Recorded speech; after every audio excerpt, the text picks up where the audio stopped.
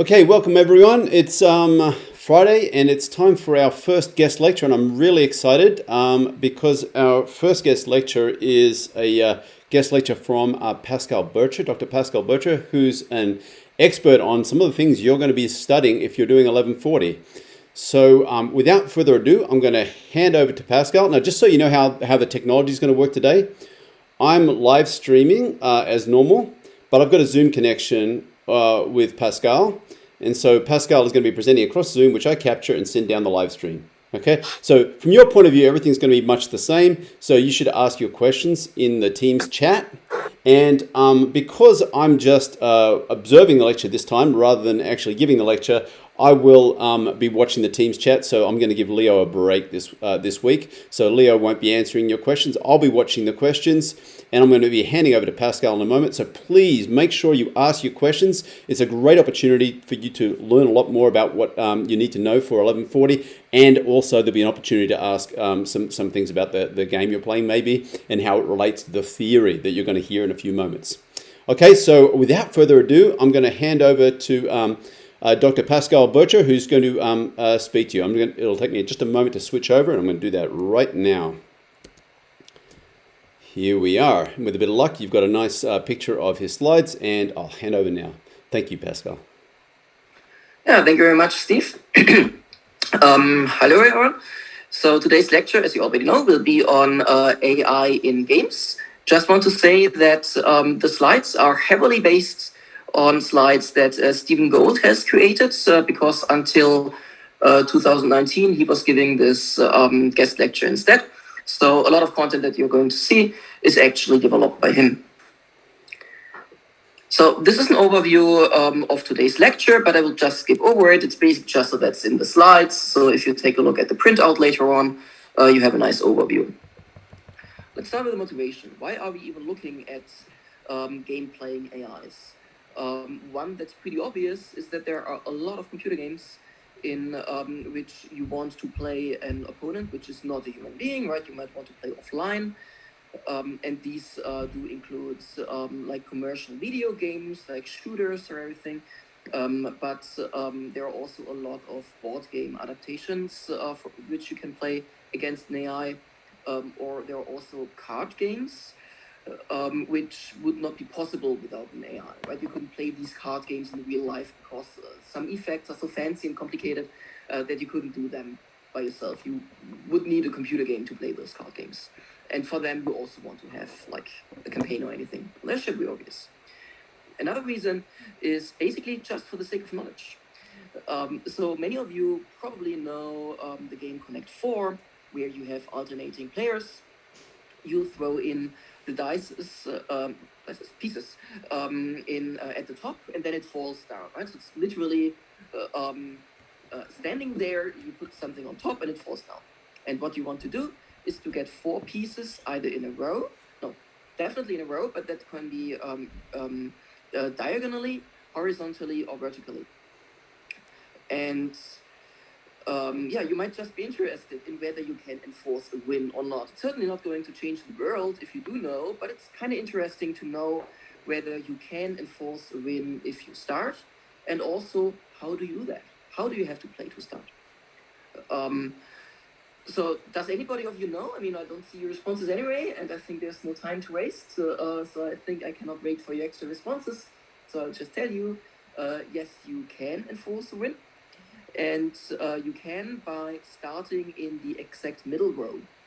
If you start in the rows next to it, then you can only enforce a draw, but you cannot enforce a win anymore. Unless, of course, your opponent doesn't play perfect. But that's always the assumption. Obviously, if your opponent does not play perfectly, then you can do everything. But if they play perfectly, then it's either a win or a draw or a loss, depending on where you start. It was proven a long time ago. We'll see that later again, actually. And another very important, maybe even the most important point why we regard games is because a lot of real-world problems can be modeled as a game. Because your other opponents can just be regarded as other players in a big game, only that it's not about fun. So one example is economics. where game theory plays a big role. So if you don't know yet what the Nash equilibrium is and what the prisoner's dilemma is, please Google it. It's really cool. I would assume I didn't check, but I would assume there are also cool YouTube videos about that. And the prisoner's dilemma is really interesting. It's not super hard, and it's like the most basic example that you learn in the beginning when you study game theory. So look that up. That's kind of cool. And what do I mean with economics? Just imagine that you're a company and you want to sell a product. Then you know that other companies might want to sell similar products. You have to make the decision on when to go to the market. And you can model all that using game theory, because all the other companies, they're basically other players in the same game. And you want to maximize your own benefit.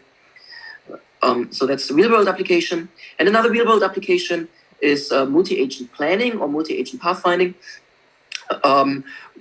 which is also in a multi-agent environment. And again, you can model the other agents just as other players playing one single game together.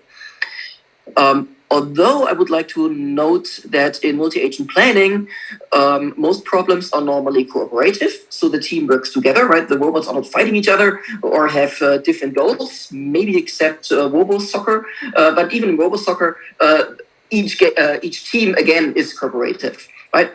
So that might not fit perfectly here because the games that we're going to look into are actually antagonistic, which means that we're trying to beat somebody. So what are games? Games consist of a set of players, at least one, right? So there are single-player games like puzzles, and a set of... Something just happened. I played with my pen. Okay. So you have a set of moves for each player and a specification of the payoffs, which is telling, okay, if you have a final state of the game, like in chess, your king is going to be defeated, right? He's in chess, he cannot move anymore. That's a final situation, and you have a payoff. How much do you gain or lose in that situation? It can be binary, like, well, you lost or you won, or it's a draw, or it can be, hey, you lost $10,000, or I don't know, you have won the equal amount, whatever. That's a payoff. And you have a combination of strategies. So the strategy is basically telling you how do you choose your moves depending on the moves of the opponent. That's your strategy, the way you play the game. Strategy is also called policies. And there are several restrictions that games can have, right? I mean, game theory, that's science. So clearly everything is well defined. There are certain conditions. And one of them is whether you have perfect information or imperfect information, which basically means, do you know everything or do you not know everything? In the example of chess at the bottom left, clearly that's perfect information because you see everything, at least if you're assuming that you are observing the entire game history. That's why professional chess players, they write down all the moves because there are also rules which involve the history. But it is because of that, because you're writing down the history on a well-defined paper, you do see everything, so it's perfect information. The second game, Scrabble, is imperfect information because you do not see the pieces of your opponents, and also the pieces. Oh, okay, that's enough. You don't see the pieces of your opponent, so that would be imperfect information. Then the number of players plays a role. So there might be one-player games. But normally, if we talk about games, we actually talk about at least two players, right? One wants to beat another. If you have more than two players, then we talk about a multiplayer game. So chess, again, is a two-player game. Scrabble is a multiplayer game. And we have zero-sum games and non-zero-sum games. Today, we are going to study zero-sum games significantly. So a zero-sum game is a game in which the outcome of the game will sum up to zero, at least if you scale the outcomes appropriately. So chess is a zero-sum game because when I win, then my opponent loses. If I get a draw, then my opponent also gets a draw. So a draw can be defined as an outcome of zero. A win can be defined as 1 and a loss as -1. And if you define it that way, then you see, well, it always sums up to 0. That's why it's a zero-sum game. Many games are zero-sum games, but not all. And in many games, you have like points that you can achieve. But even there, that can actually still be a zero-sum game, because it might not matter whether you win with 12 victory points or with just 7 victory points. The one with the most might still win. Yeah, but many games are zero-sum games, but not all. Sometimes you just want to optimize what you win, like in economics, right? There's not, oh, I win and the other company has lost. That's not the case. You want to maximize your benefit, your profit. And that's not a zero-sum game. And we have games with chance, i.e. where there is randomness, whereas without chance. Chess is another example. Clearly, no chance at all, no randomness, everything's fully deterministic. Scrabble, again, clearly chance, because, why? Because you take pieces out of a sack, so you don't see the pieces inside, and that's basically a random process, right? You take a piece to replace your last pieces that you've played, and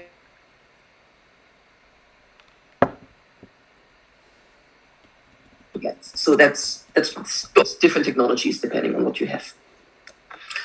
Well, I was talking about strategies and policies. So what is that formally? It's very important. You will see that a lot for the entire rest of this lecture here. You can represent the strategy as a game tree. And a game tree is actually rather simple. A game tree is nothing else than the complete specification of everything that can happen. So at the top here, below the 3 dots, you see some intermediate state of the game tic-tac-toe, where you have to get the 3 axes if you're the starting player in a row, diagonal, or vertical. So horizontal, vertical, or diagonal. And what you do here is that given a common search node, which belongs to one player, you draw all the moves that player has, and you create the respective successor states. And for each of these successor states, you again draw all the moves of the new player and create again a set of successor states, and so on and so on. And you can do that until you have a complete game tree with all the possible states that you can generate and with all the possible moves of all the possible players. It's just a huge tree like this. And if you analyze that tree, then you can infer a strategy. This is what you see here with the bold arrows. The bold arrows here indicate what the respective player would do. So the first bold arrow shows that, yeah, we're going to choose the middle move. Well, clearly, because if the X player has a choice between 3 moves, and there's one move which will directly lead to the win, then clearly he's going to play that. We have the same situation on the left for the O player. The O player would not play the O on the rightmost middle fields, because if he does it on the very left middle field, then he wins directly. And that way you can analyze every single state and get a strategy. And the strategy would essentially be the entire tree, because the entire tree would tell you how do you play depending on the move of your opponent. The problem is that these games can be, or most games are actually super large, because it's a tree. And a tree has the property that it is exponential in the depth of the tree. And what is the depth of the tree? Well, clearly the depth of the tree is the horizon of the game, right? Because every single move to the bottom is a move in the game. And so the depth of a tree is the number of moves that a game could last in total. And the branching factor of the tree is the number of possible moves per game state, which can also be high. It's probably not just 3 like in tic-tac-toe. Normally you have way more options. And that means that you have a huge tree of exponential size. And constructing such a tree is very often not beneficial. What are we looking for? I cannot talk about games without talking about a very important differentiation, and that is between aiming for a game AI, which is just some policy with a certain property, and the game theoretic outcome.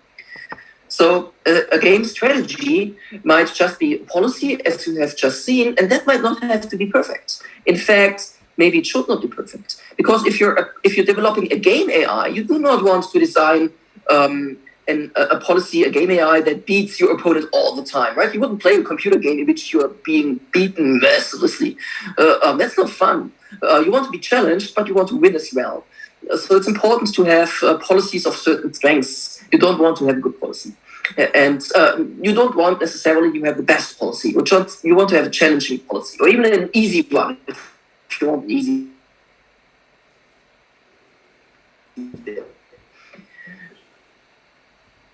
It's of whether you can guarantee to win if everybody plays perfectly.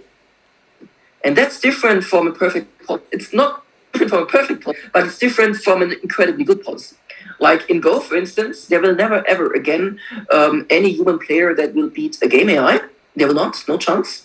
But it's still not proved. We still don't know, at least as I know, at least as far as I know, it's still not proved whether the first player can enforce a win in Go. We don't know that because it hasn't been proved. Just because we have an insanely strong AI, it doesn't mean that we know whether you can enforce a win if everybody plays perfectly.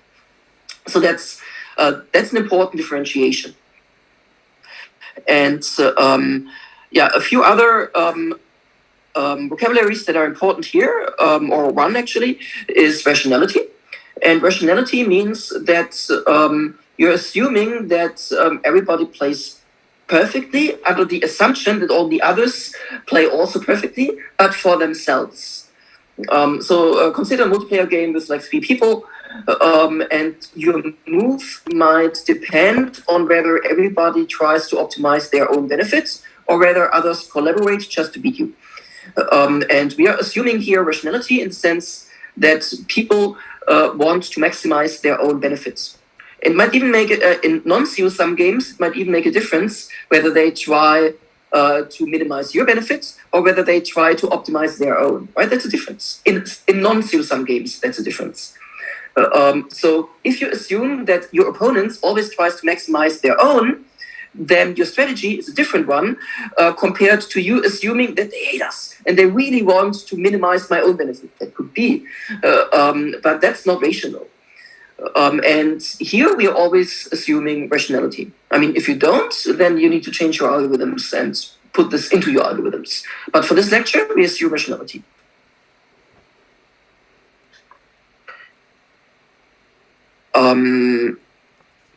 So if the game tree is sufficiently small, then we can deploy certain algorithms. And one of the most important one, is the Minimax algorithm. You cannot learn about games without learning Minimax. It's literally always the very first algorithm that you learn. And Minimax is a game to solve zero-sum games. That's important. Remember, zero-sum means if I win, the other one loses. If I get a draw, the other one also gets a draw. And if you have such zero-sum games, then you can essentially talk about a player max and min. The max player, let's assume that's me, I'm the max player, I want to win. And the min player, of course, he also wants to win, but because it's zero-sum, you can also regard the other player as the min player who wants to minimize my benefit. Because if I get a minimal benefit, the other player will get a maximum benefit, just because it's zero-sum. And that's why it's called Minimax, because that has the great advantage that you do not need to remember 2 different game outcomes, namely the outcome of me, the max player, and the outcome of my opponent. But instead, it's sufficient if I only represent one outcome, because that's symmetric to the other, right? Again, if I win, the other one loses. So you only have to remember one outcome. And this is the algorithm here. So let's try to get the annotation activated. So what you do here is if a state is a leaf, then you can already return the payoff. So you know whether you have won or whether you have lost. We are considering the outcomes from the perspective of the max player. So if max wins, the outcome would be 1. And if max loses, the outcome would be -1. That's the payoff if you have a terminal node, a leaf node, in which the game has ended. And V will be exactly that. That's the return value. That's here we want to return at the end. That's the outcome of the game. And if we are in a current state which is not a terminal node, then we generate all the successors and take into account their final value. But if I am computing a max value right now, then that means it's the max player who doesn't move. And if we assume alternating moves, which we did, or which we do here, then the next value or the next state will be evaluated by the min value, right? The other player. And because of that, the value of the entire game will be the maximum of what we have achieved so far plus the value of the next node. But the next node is going to be under control of the other player, and because of that, we are minimizing. So we enter the other function. And the other function does exactly the same, right? If it's a terminal, we return the outcome. And if it's not a terminal, then because we are the min player, we choose the minimum outcome. But again, we have to evaluate again all the successor nodes, which are again under control of the max player. So it's always a back and forth. That should be pretty clear, I hope. So let's look at an example. Let's go back to Minimax. We don't know yet the V value here. Sorry, I should activate it again. Okay. Here, that's the V value, which we don't know yet because it's not a terminal yet. So we expand it. Now we get 3 successor nodes. One thing that I would already like to say, because it might seem a little bit artificial, I'm just doing that. It's a small example. You see here already in the middle. Okay, you see here all. Okay, now it works. You see here already in the middle that this is a leaf node. That's a terminal node. So you might wonder, why don't we write down the value yet? And there's no real reason. In fact, in the real world, if you would implement that, then you would write down the value. You would write down that this is a node. That makes sense.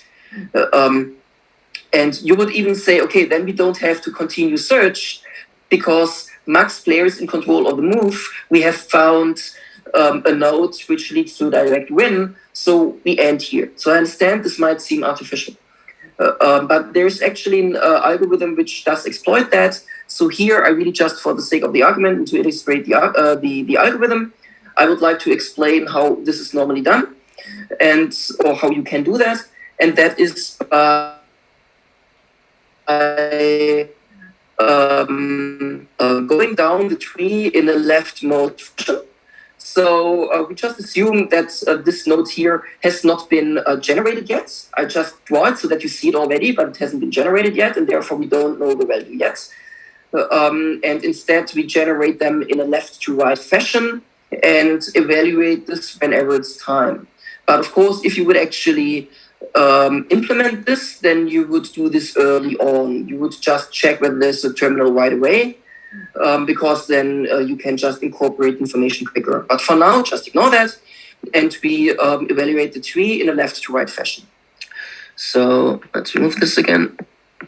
Okay, so we have generated these successes. So we go to the left one.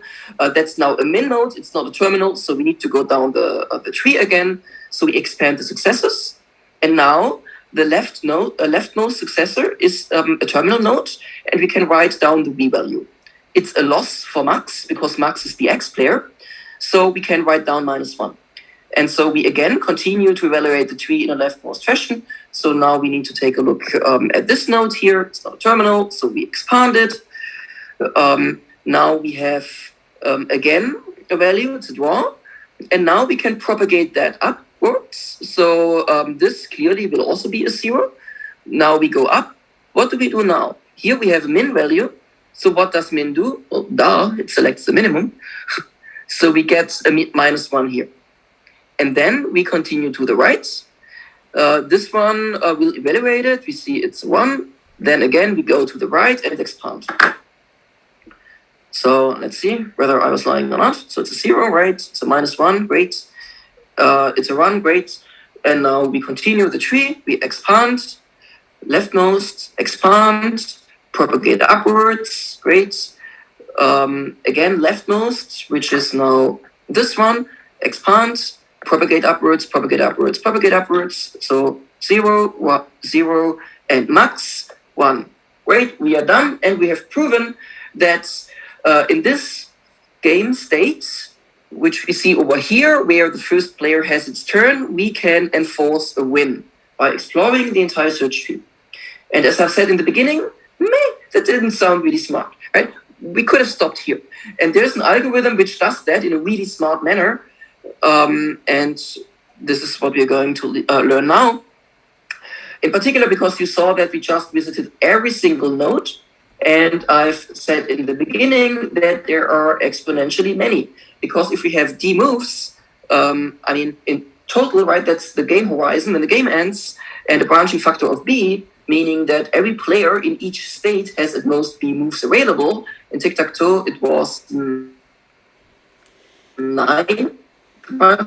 meaning you have 9 choices, although you might eliminate symmetry. Then you get an exponential one time. If you look at the space requirements, then if you recall what I just said, I told you that we are doing at first search, which means we only need to store the current path in memory. And if you only store the current path in memory, I think it's not synchronous anymore. Okay, that's odd. Okay, no.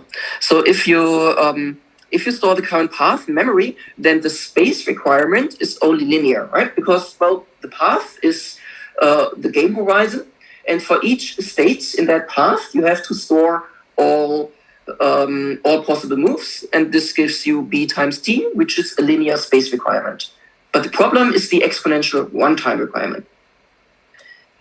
And in order to compensate for that, in order to allow to not explore the entire search tree when you have situations like before where you can already conclude that it's pointless to go into certain parts of the tree, there is this very famous algorithm called alpha-beta pruning. So in alpha-beta pruning, we remain 2 values. The alpha value, which is the best one for max, and the beta value, which is the best value for min. Remember that in minimax, we always only stored 1 value because it's symmetric, right? If the outcome for me is 10, then the outcome for the other is minus 10 because it's zero sum. But here we're doing it slightly differently. The alpha beta values really store the best value for the 2 players. So alpha is the best value for the max player, the one who starts the game, who wants to win.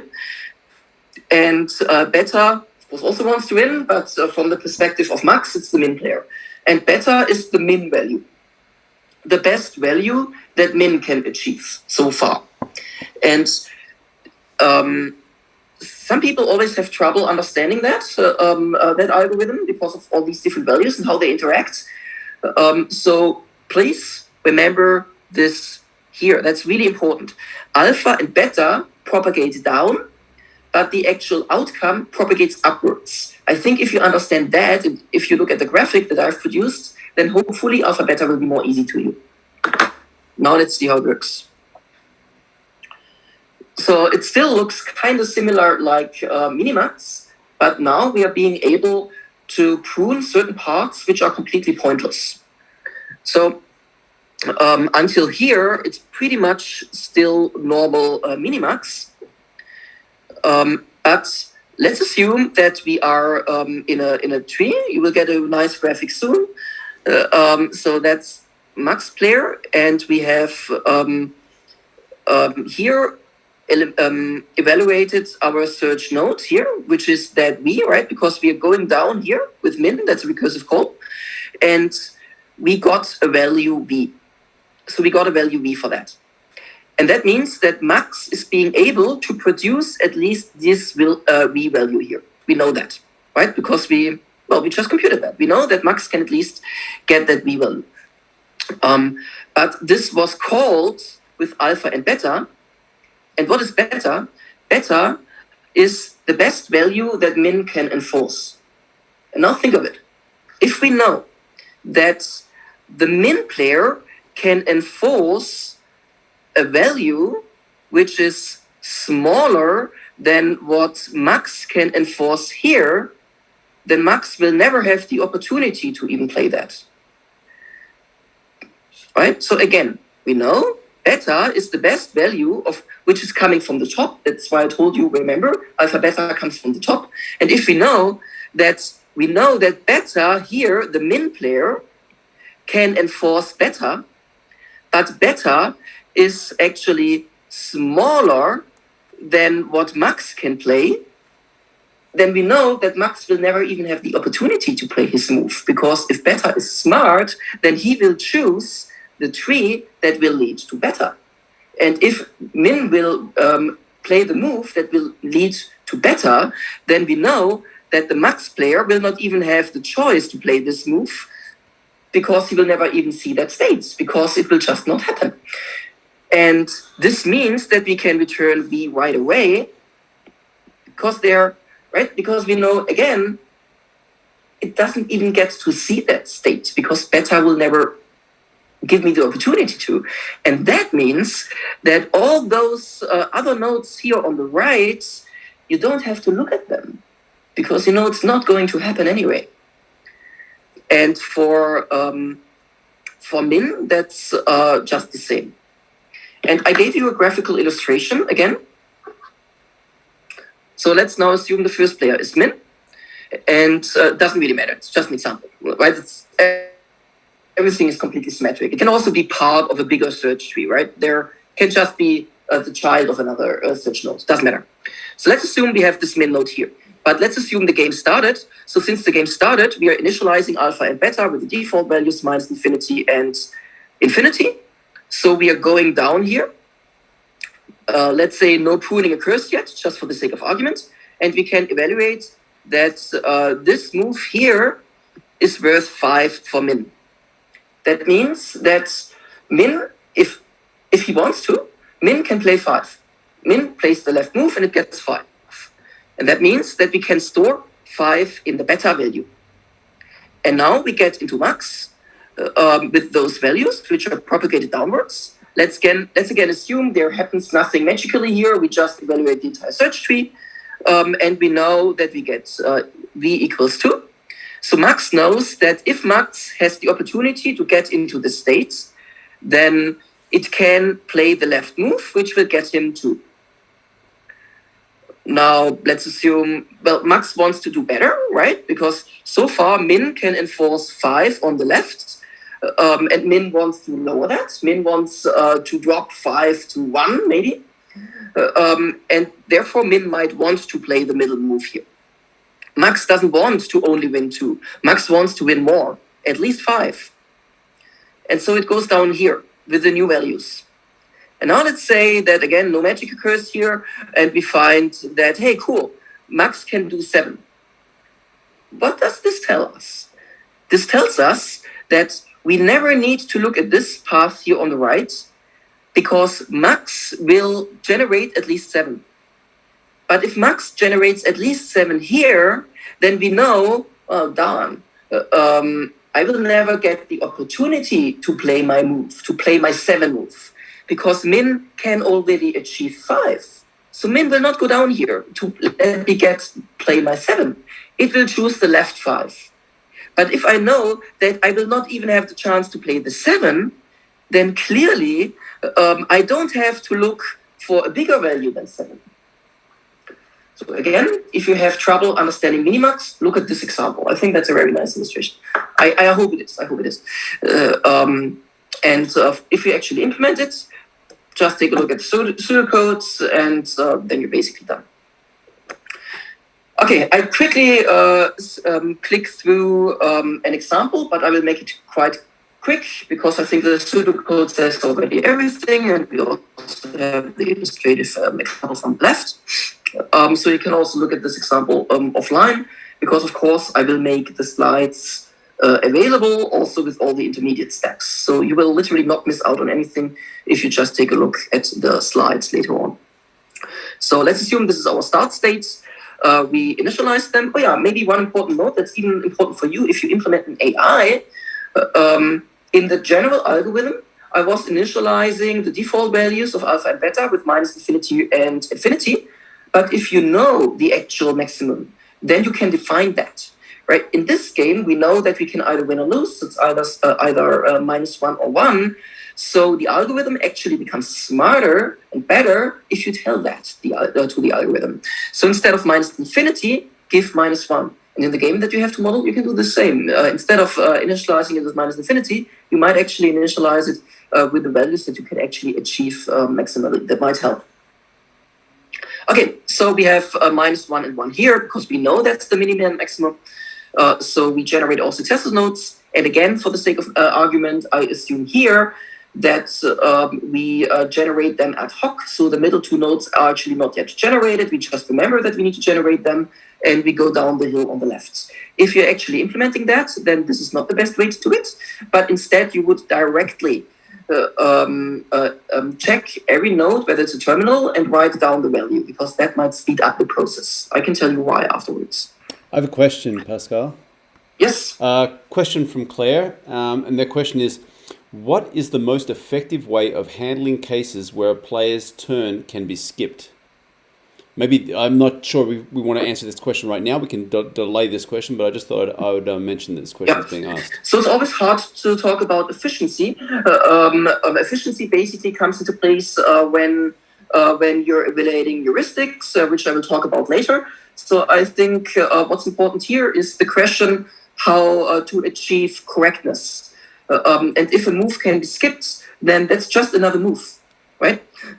So if you have the choice to do your 5 moves whatsoever, you just implement those 5 moves. But skipping a move is actually nothing special. It's just another move. All right, we just give them a special semantics, but it's still just another move. It transforms one game state into another.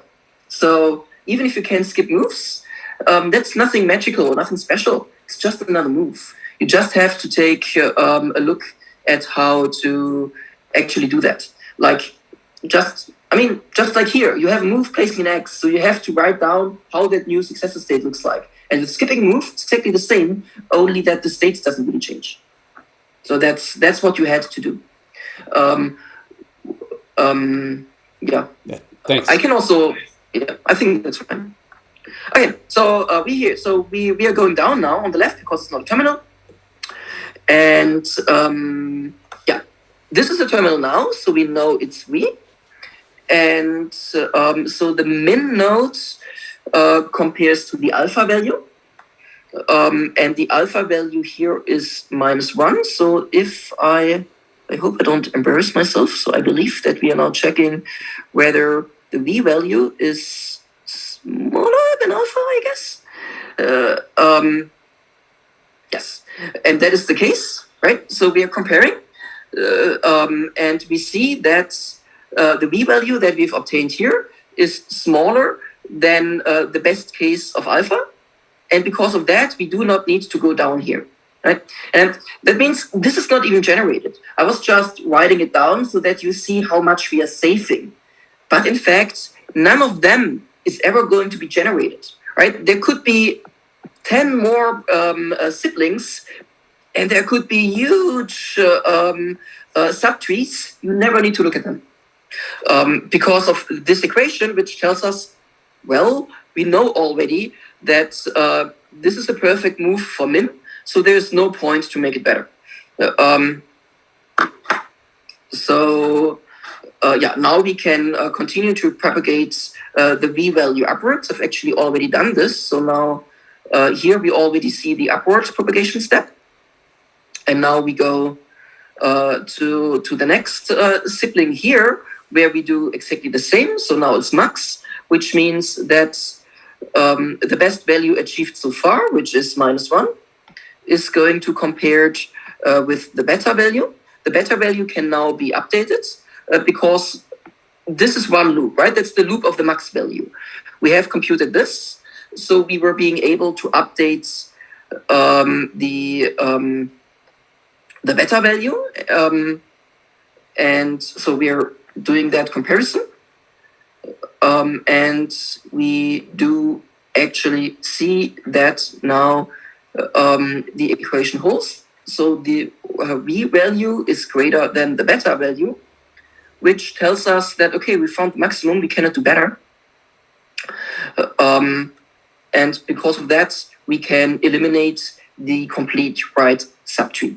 Well, the word eliminate might actually not be the best because we never even generated it in the first place, right? We don't know whether there is just one sibling or 10 siblings, or whether the sibling that is coming has again 1,000 nodes behind it, below it, or just a few. We don't know because we are never ever going to generate it in the first place. And now you also see why it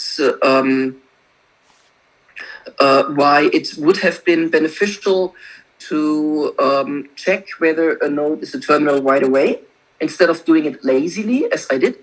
Because if in the beginning, when we generated these 3 nodes, we would have evaluated all of them directly, which was not possible here and it was not possible here, but it was possible here because it was already a terminal. And if we would have written down v equals 1 right away, then we could have already seen that, this equation holds because beta was actually even our initial value. And therefore, we also would have saved this part of the search tree and this part of the search tree, which is intuitive because clearly if you are the max player and you have a move which leads to a direct win, certainly you're not going to look at other options. You're going to play that move right away. And this is what alpha beta pooling can do. What you also learn from this example is that the ordering might play a role, right? So the ordering of siblings. So if you start with this, I changed. Yeah. So if you start with this, that's better ordering than if you would have started with this. So you might want to start with a subtree which is smaller, because then you lead to a terminal quicker. Pascal, I have another question from online. Yep. Now, the example you just walked through was with the tic-tac-toe and with only 3 states, 0, 1, and -1. And the question is from Mikhail, and his question is there an efficient way of prioritize winning by larger margins? It seems this, meaning what you just demonstrated, this will take the first win it finds. It doesn't matter. A win is a win. There is no margin. Right? I mean, it doesn't, because this is the game theoretic outcome here. That's not a strong AI. That's the perfect AI, right? And it doesn't matter. So let's assume you have to win with the most points. And whether you win with just 1 point difference, although you're collecting 10,000s, is as good as winning with 800 in advance compared to the other. There's no difference. That's the game theoretic outcome. Right? So it doesn't matter.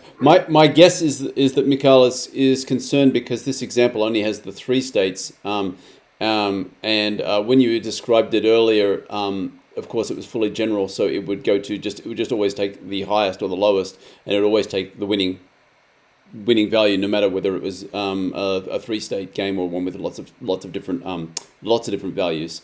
And so I think that the answer is it'll always take the win. It doesn't matter which win, as long as it's a win. Yeah. Because they're equivalent. It really doesn't matter. So the only thing that matters in Minimax is efficiency, right? A win is a win, no matter how high it is. But it does make a difference whether your AI runs for 2 minutes or for 2 years. And the difference is efficiency, right? Which subtree do you visit first? Could I say another thing maybe? So if we can imagine a game of chess or something, maybe in the space of possibilities, there's a spectacular way of winning and a boring way of winning. This will just find the fastest way to find a win, not any particular win. Any win, the first one. And so it's all about speed. And so it doesn't matter if it's a flashy win or a not so flashy win. It'll find the first one, and it's about finding that fast as it possibly can. And maybe that answers Mikhail's question. Yeah. Yes. That's a good remark. Only note that it finds the first win according to a lot of strategies. So you can improve this in various ways depending on how you do it. The result might be different, but it's always optimal in the sense of it's a win if there is one. Okay, I need to speed up a bit, but this was really the most important part because you need to implement that. So the rest is basically just for fun. This is the part that you really need to understand. So I hope I'm allowed to speed up the rest. For sure. This was really the important part.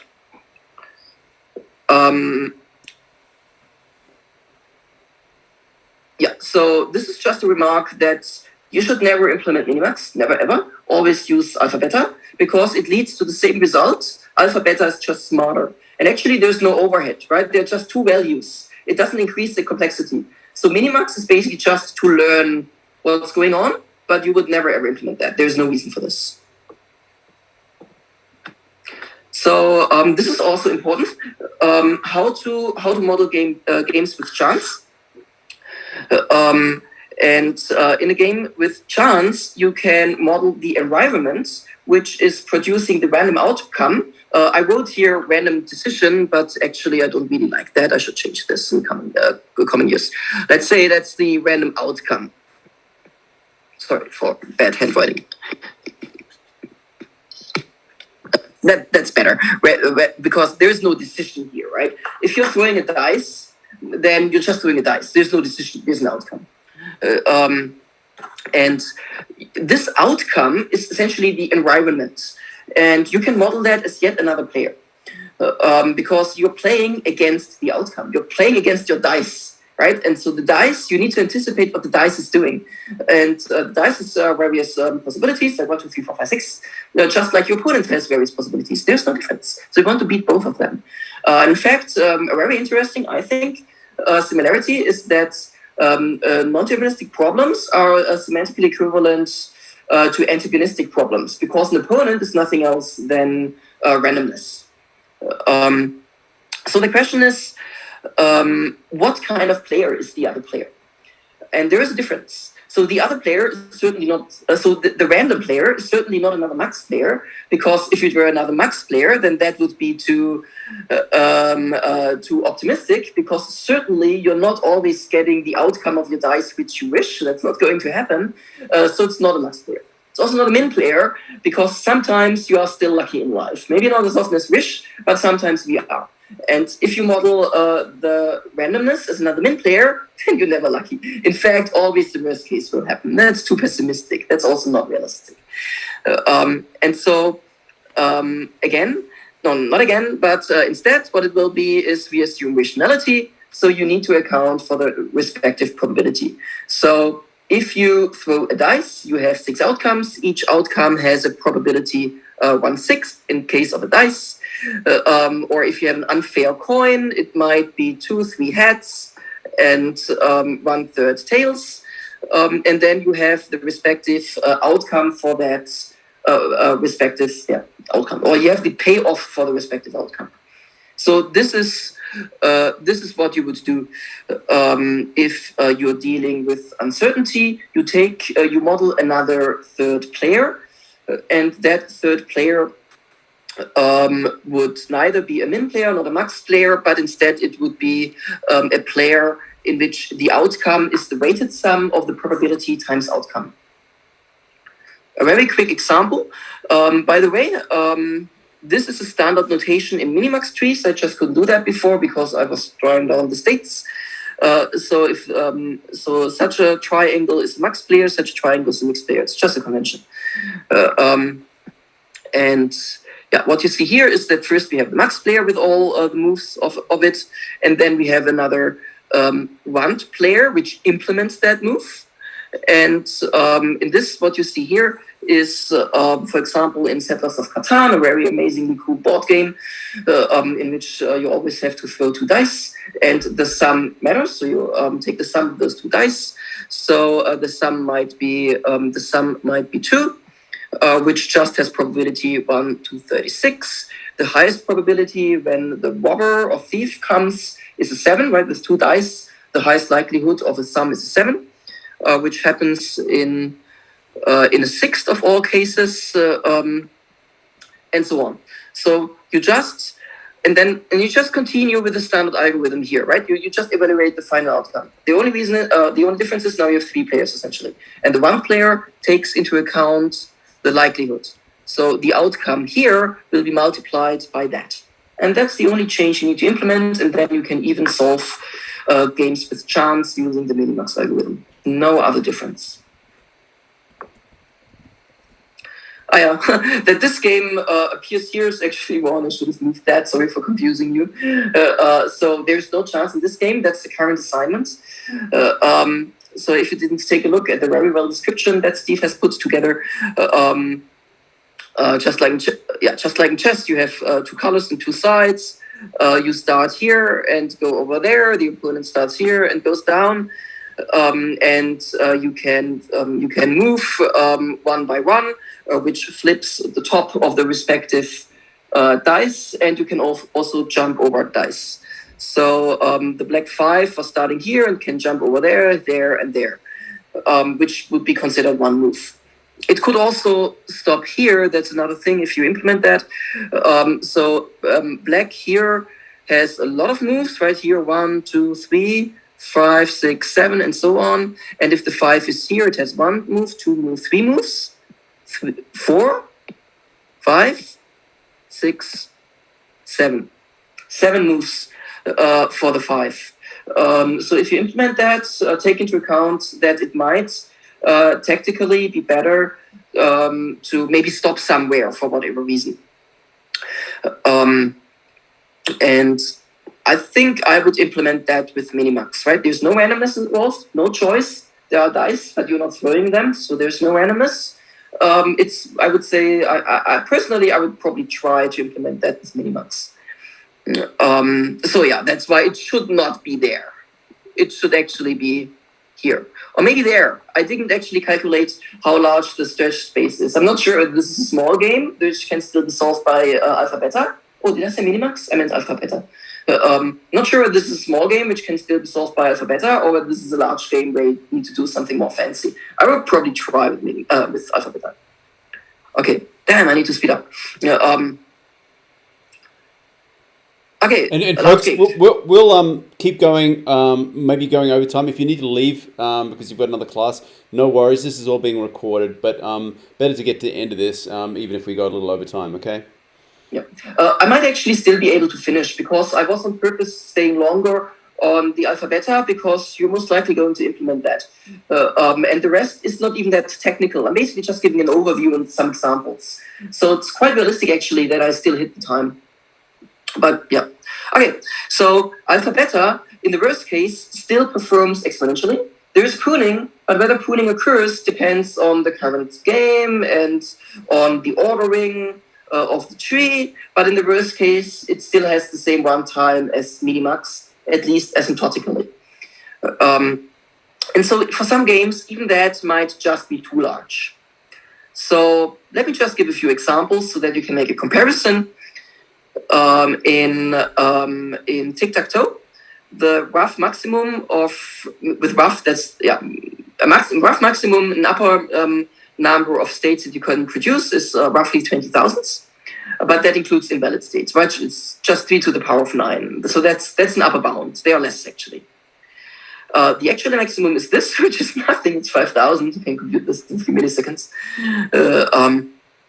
But you can even reduce it further because clearly there's a lot of symmetry, right? I mean, just imagine this one. You would actually have 9 situations. Four situations, but they're all equivalent, right? So this is the same as this. There's no difference. So symmetry elimination is important in many games or in search in general. And if you eliminate symmetries, there are only 765 states, so that's literally nothing. But that's just the states, that's not the games. And there are like approximately 27,000 possible games. And what's a game? A game is a complete outcome, right? From the beginning to the end, and that's a path. So that's not even the tree, that's just a part of the tree, because that's a path. But still that's laughingly small, so you can definitely solve that if you implement that on a modern computer. We saw that in the beginning. So a rough maximum is already pretty insane. That's 1.1 times 10 to the power of 20. But you can reduce this if you include various symmetries. Some might still be present to 5 or 4.5 to the power to 10 times the power of 12. And although this is already rather large, I'm actually not sure whether alpha beta can solve this on a modern computer in a decent amount of time. This was proved a long time ago in '88 independently, right? There was no internet yet, by two different people. It was not alpha-beta pruning. But today, there it's written down. Yeah. Today it can be solved by alpha-beta pruning because our computers are so much more efficient. Earlier they used different technologies. You can actually just read this up on Wikipedia if you're interested in how they proved that. So we know the game theoretic outcome, but I already told you that.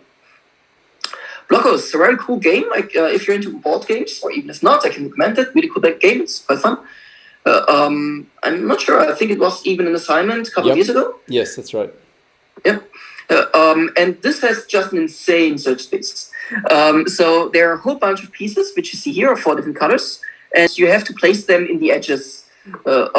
So just in the beginning, the first player already have 58 moves. And the second player, I actually double-checked the math. I mean, the example is by Steve Gold, as said.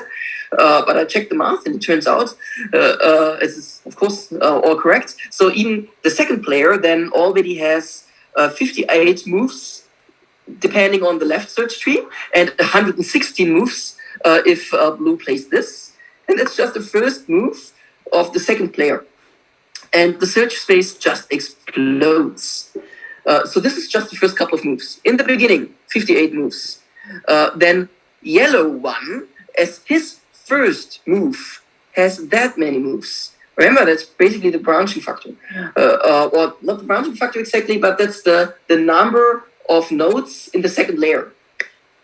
This is the first move of red, and then this is the number of first moves of green. And when blue has, again, its move, we don't even know. And that's just the second move, right? So the search space, it's just, you cannot deal with that. And a lot of games or problems are actually on that kind. A few statistics on chess. I'll just skip over this so that we can finish in time. Go has quite a high search space, like super high, but still there is AI which was solving this successfully, which we're also going to touch in a minute. And that's the question: how to deal with this if we just cannot apply alpha beta anymore. And we do that by not going to the leaf nodes, but instead we estimate the effort. And chess is a nice example where you can just stop. So let's assume that we do search until that node. So this is not where we start. We started above in the search tree, but we cannot proceed further because the tree would get too large. So we stop here. And then we need to evaluate that with a heuristic. And what we could do, and this is done in chess, is, well, a pawn counts 1. So 1, 2, 3, 4, 5, 6 points. A knight and a bishop counts 3, so 0. A rook counts 5, so, also 0 for white. And a queen, also 0, counts 9 here. And you do the same for black. So here we see that black has 7 points, white has 6 points. Okay, black has an advantage. That's what you can do. Don't roll it out to the end, but apply heuristics. And this can even be learned by machine learning, which has a bunch of features, and it learns a vector. So which feature is how important? So you might already see this is pretty much the same as in chess, only in chess it was years or centuries of expert knowledge, but machine learning can learn this autonomously. And another algorithm, which I can only state here, this is the best video that I have found when I was studying this, so maybe you want to take a look, is another algorithm which simulates games. So it selects a leaf node, which is not a terminal, so it's a leaf, but the game didn't end, like in chess. Then you expand it, and you simulate it. So you don't build the tree, but you make random moves until the end. And then you get the feedback, you get the outcome based on your random game, and you feed it back. That's the backpropagation part. That's an incredibly successful search procedure, and that was actually used in Go. And then Stargard Minimax, I already said that we end at the leaves, where we get the payoff But if the tree becomes too large in order to get there, then instead we need a cutoff test. And a cutoff test is a test that tells you, well, now I really don't feel comfortable going 20 levels deeper. Instead, I will compute my heuristic value for the current node. That's a cutoff test.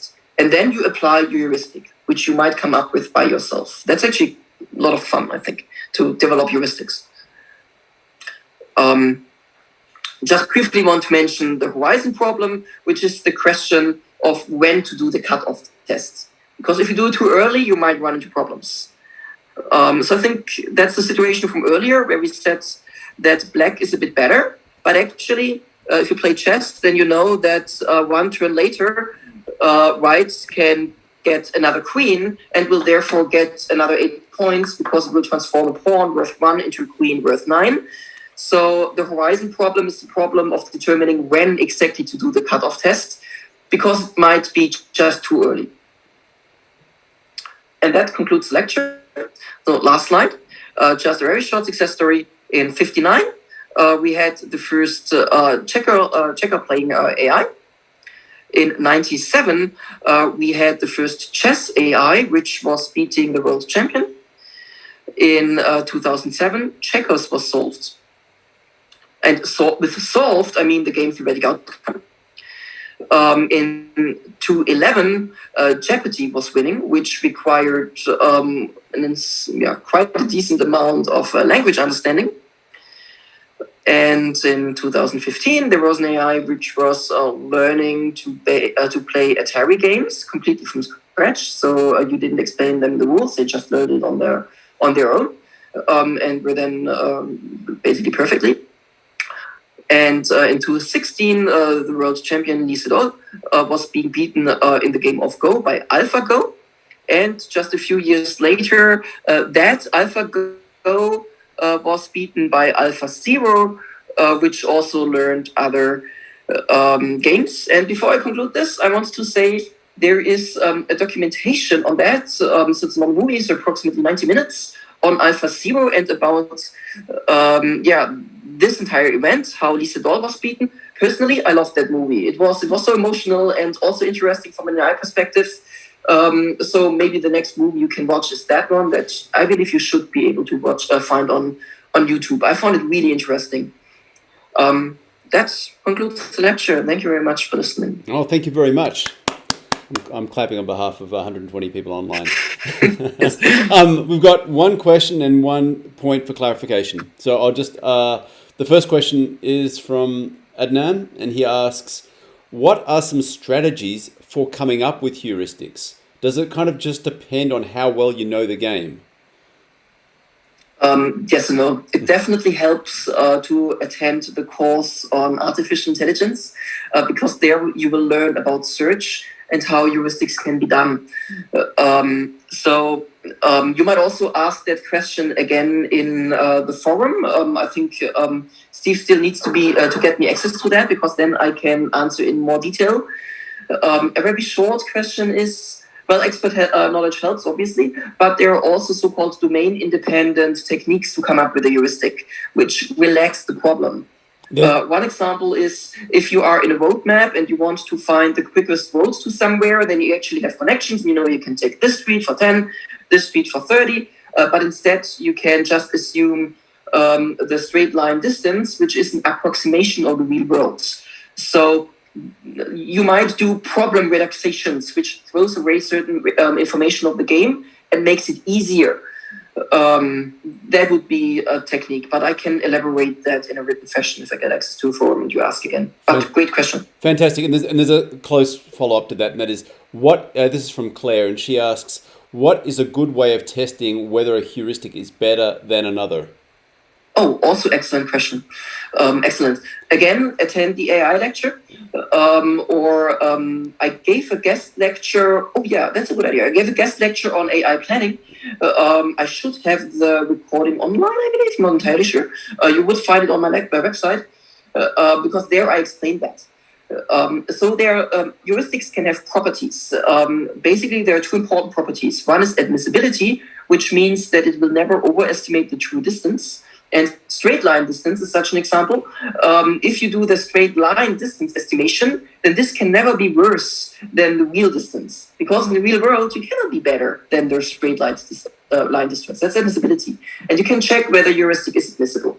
And if heuristics are admissible, i.e. never overestimate the optimal length or cost, then you can check heuristics for dominance. So you can try to prove mathematically whether one heuristic is dominating another, which means that it will always lead higher values than another. So, but you would have to look at the precise example whether this is the case or not.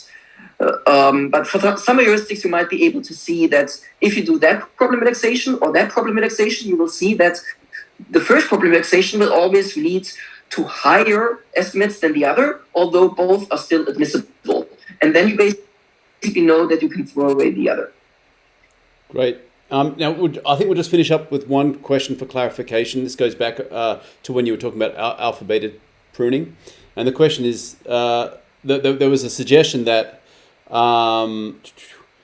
it says, if the alpha and beta values are set to the biggest and smallest possible win, then it will stop at the biggest win or the biggest loss rather than the first win or the first loss.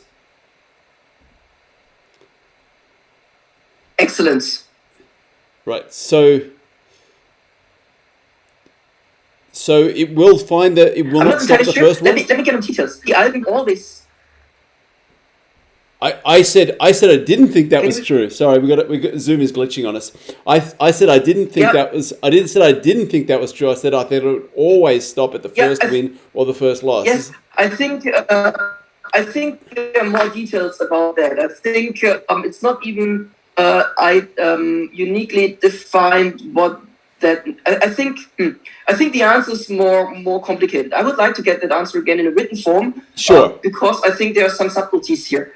I think the real answer is rather technical. Also, what it means, the first win versus not the first win. Okay. But what you could take a look at was look into the example again of tic-tac-toe that I provided, and look what happens in the middle nodes if we do not set the values to -1 or 1, but instead -infinity and infinity. And if I recall correctly, it will not stop there because it will not know that this is the best value. It will continue. And only if you then get to another win, then it will stop. That's what I meant. But if you set the values like this with the best and worst case right away, then it will definitely stop there already. Because why should it continue? Great. Well, I think with that note, I'll just say one administrative thing, and that is that Pascal has offered to answer questions on Piazza. So what I will do is I'll add Pascal to Piazza, and I will create a post tagged with 1140 assignment, and there'll be an opportunity to ask to follow up questions there, which would be fantastic. And on that note, I'll just read out a couple of things that people have said in the chat. They've said excellent lecture, great fun to watch. Thanks so much, and and people have said thanks for this. So thank you very much, Pascal. And with that, we'll finish up. Thanks again. Cool. Yeah, thank you everybody. Also to you, Steve, for inviting me. See you later.